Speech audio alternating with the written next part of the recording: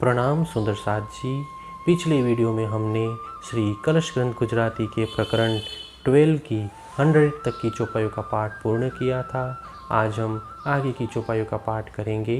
सुंदर साथ जी, अगर आपको यह वीडियो अच्छा लगता है तो प्लीज़ लाइक और कमेंट करें, और जो भी सुंदर साथ आपके साथ जुड़े हुए हों उन सबको भी यह वीडियो अवश्य शेयर करें।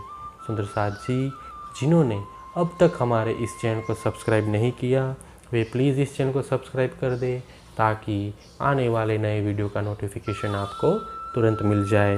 आही तेजना अंबार पूरा, जोत क्या है न झलाय, एणे प्रकाशे सहु प्रगट कीधु, जिहाँ थी उत्पन्न ब्रह्मांड थाय। इस तारतम वाणी में अथाह ज्ञान का भंडार भरा हुआ है। इसकी ज्योति कहीं भी समा नहीं पाती। अक्षर ब्रह्म को भी इसी तारतम ज्ञान के प्रकाश ने प्रकट कर दिया है, जहाँ से ब्रह्मांड की उत्पत्ति होती है। जागता ब्रह्मांड उपजे, पाओ पल के अपार, ते सर्वे अमे जोइया, आही थकी आवार। अक्षर ब्रह्म की जागृत अवस्था में एक पल के चौथाई समय में अनेकों ब्रह्मांड उत्पन्न होते हैं। उन सबको मैंने तारतम ज्ञान के प्रकाश द्वारा देख लिया है। ए लीला छे अति भली, दृष्टे उपजे ब्रह्मांड, ए रमे ते रामत नीत नवी, एहनी इच्छा छे अखंड। अक्षर ब्रह्म की यह लीला अत्यंत सुंदर है। उनकी दृष्टि मात्र से अनेकों ब्रह्मांडों की उत्पत्ति हो जाती है। वे सर्वदा नई नई लीलाएं किया करते हैं तथा उनकी इच्छा भी अखंड होती है।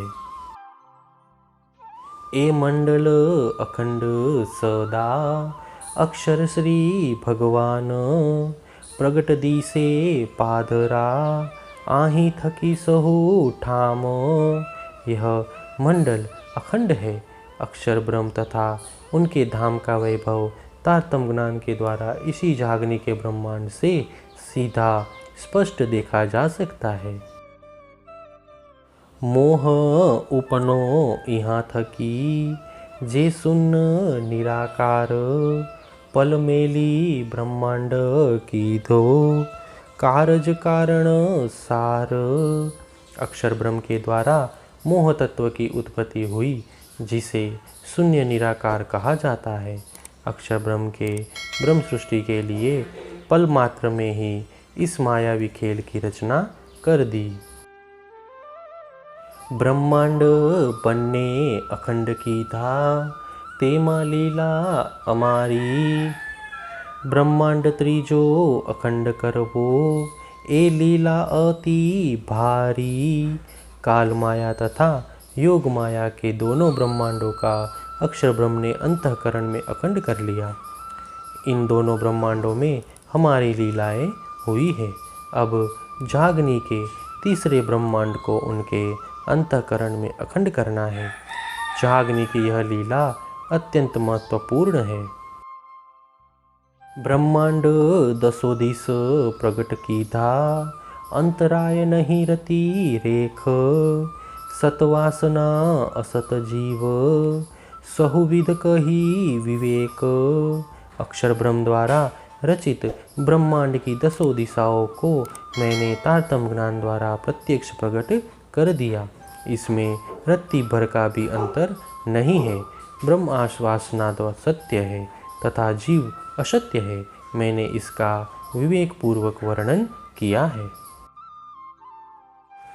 मोह अज्ञान भरमना, कर्म कालने सुन्न, ए नाम सहो निंद्रातना, निराकार निर्गुण। मोह, अज्ञान, ब्रह्म, कर्म, काल तथा शून्य ये सब निंद्रा के ही नाम हैं। इन्हें निराकार निर्गुण कहते हैं। एटलाते लगे मन पहुँचे, बुध तुरिया वचन, उन्मान आगल कही करी, वली पड़े ते माहे न सून। यहाँ तक मन बुद्धि चित्त तथा वाणी पहुँचती है। ज्ञानी जन उससे आगे का वर्णन अनुमान द्वारा करते हैं और पुनः शून्य निराकार में आकर रुक जाते हैं। सुपन ना जे जीव पोते, ते निंद्रा ओलाड़े केम। वासना निंद्रा उलंघी, अक्षर पामे एम। जो जीव स्वयं स्वप्न द्वारा ही उत्पन्न हुए हैं, वे इस अज्ञान रूपी निंद्रा को किस प्रकार लांघ सकते हैं।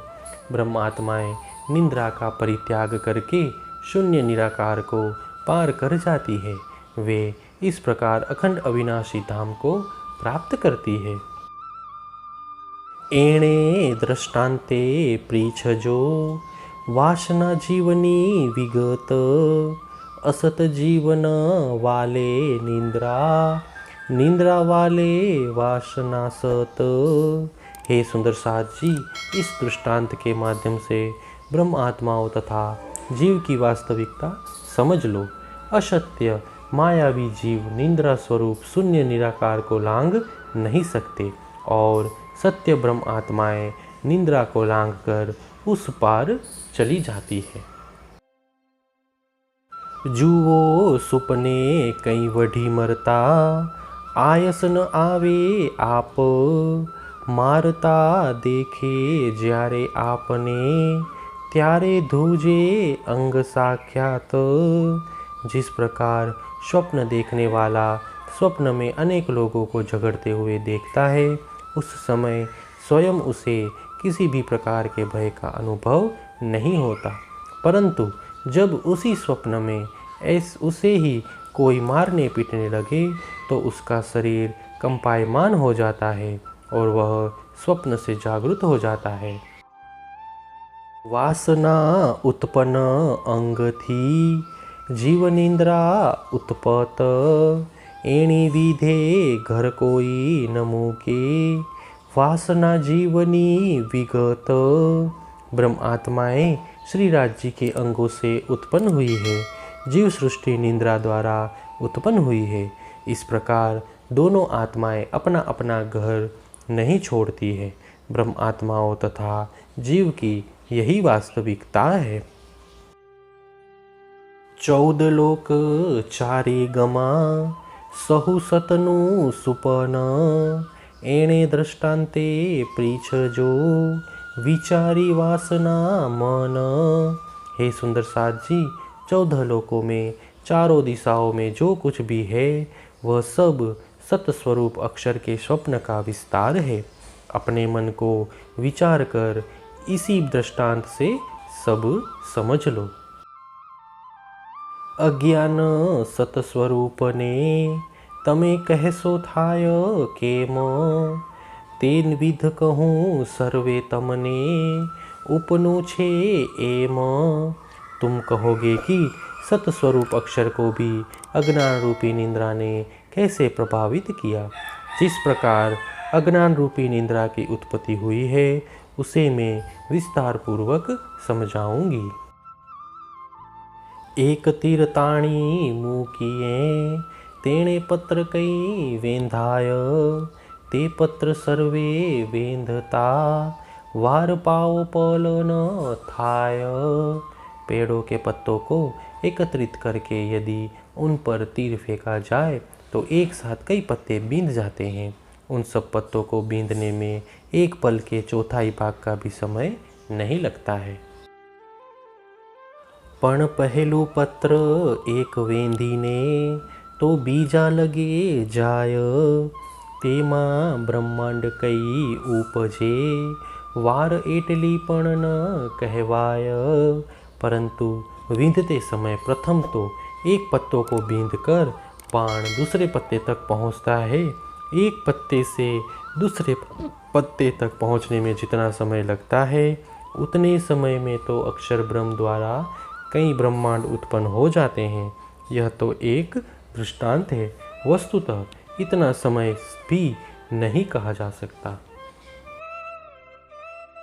तो आवार एकनी सी कहूँ एमा શું થયું સુપન પણ સતભોમનું असतमा दृष्टांत नहीं कोई अन्न।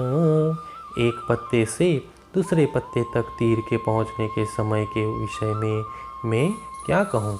इतने समय में अक्षर को कौन सा स्वप्न आया होगा, परंतु असत्य भूमि में सत्य भूमि को समझने के लिए अन्य कोई दृष्टांत भी तो नहीं है।